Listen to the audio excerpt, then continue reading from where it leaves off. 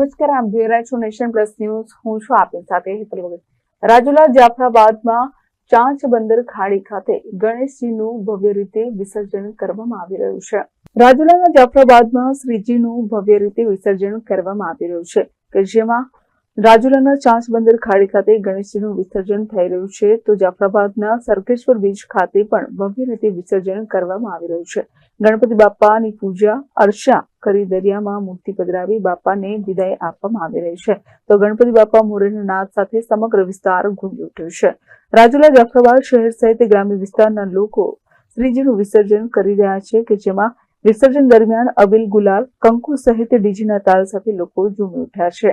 જે અંતર્ગત દરિયા કિનારે પણ લોકોની ભારે ભીડ જોવા મળી રહી છે.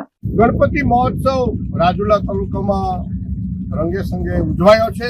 રાજુલા વિશ્વ હિન્દુ પરિષદ કા રાજા, લાલબાગના રાજા એવા રાજુલાના રાજાની આજે અનંત ચતુર્દશી નિમિત્તે સમુદ્રમાં સ્નાન કરવા માટે અને પૂજા વિધિ કરી અને આવતા વર્ષે વેલા પધારે એવી દરેક ભક્તોમાં આસ્થા છે. સાથે સાથે પોલીસ બંદોબસ્ત અને જે કાંઈ ગણપતિ ઉત્સવનું આયોજન થયું જેની અંદર હનુમાન ચાલીસા, બધા જે સત્સંગો, બહેનો, ભાઈઓ, બધા મંડળો જોડાયા હતા. રાજુલા તાલુકાના ઘણા પંડાલોમાં જોડાયો છે, જેમાં અગ્રેસર વિશ્વ હિન્દુ પરિષદ કા રાજા રાજુલામાં યોજાયા હતા.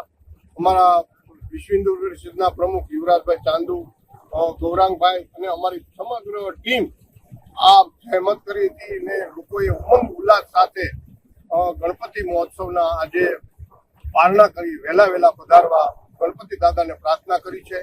ચિરાગ જોશી, રાજુલા.